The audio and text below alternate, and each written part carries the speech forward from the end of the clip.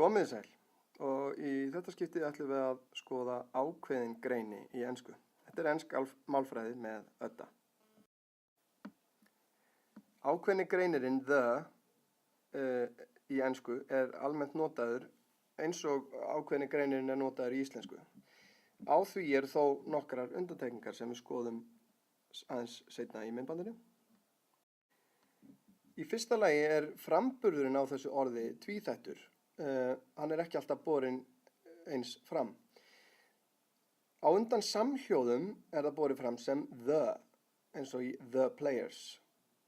Á undan sérhljóðum er aftur á móti borið fram sem the ants.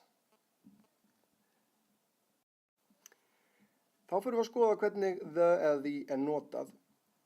Í setningum með ákveðnum lýsingarorðum, the following day, in the opposite direction. Yfirleitt þegar talað er áttir. The north, the left, the right og svo framvegis.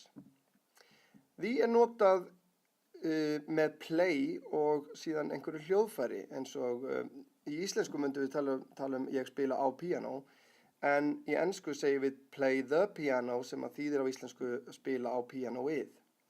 En þetta er sem sagt eitthvað fast, play the piano, the guitar og svo framvegis. The eða the er notað með íþróttaviðburðum en ekki með einstökum íþróttagreinum. Eins og hér sjáum við, she won the 100 meters. She is good at running. Þannig að þarna er íþróttaviðburðurinn, the 100 meters, en running er íþróttagreinin. She's good at running. Við myndum aldrei segja she's good at the running. Eins er the notað inn í ákveðnum orðatiltækjum. Dæmi, tell the truth, I'm on the phone. Það er einnig notað með nöfnum á veitingastöðum, hótelum og svo framvegis, eins og the Ritz, the British Museum, I'm staying at the Ritz. Síðan er það notað líka með nöfnum á höfum, ám, síkjum, fjallgörðum og eyðimörkum og svo framvegis, eins og the Pacific Ocean, the Sahara, the Alps. Ákveðni greinirinn er einnig notaður á undan nöfnum í fleirtölu, the Pyrenees, the Stevensons. Almennt ættum við ekki að nota the með school, hospital eða church, nema við séum að tala bygginguna sjálfa. Við sjáum hérna dæmi, I went to school in London. Þarna notum við ekki ákveðin greini af því að við erum bara að tala skóla sem stofnun. En I went to the school to meet the teacher, þá erum við að tala bygginguna. Ég fór í einhvern ákveðin skóla. Í sumum tilvikum er ekki notaður ákveðin greinir í ensku, þó það sé gert í íslensku. Dæmi, society, samfélagið.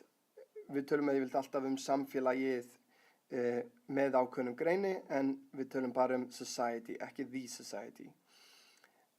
Death, dauðinn segjum við á íslensku með ákveðnum greini, en við segjum bara death, ekki the death. At night, nóttina, ekki at the night. Og síðan dæmi eins og Central Park, sem er einhver ákveðin garður í New York, eins og margir vita. Sambærilegur við Hljómskálagarðinn í íslensku, þar notum ákveðin greini með honum, en við segjum Central Park, ekki the Central Park á ensku. Ég vona að þetta hjálpi þér við að leysa verkefnin sem þú þarft að leysa og þú vitir allt ákveðin greini. Þangað til næst.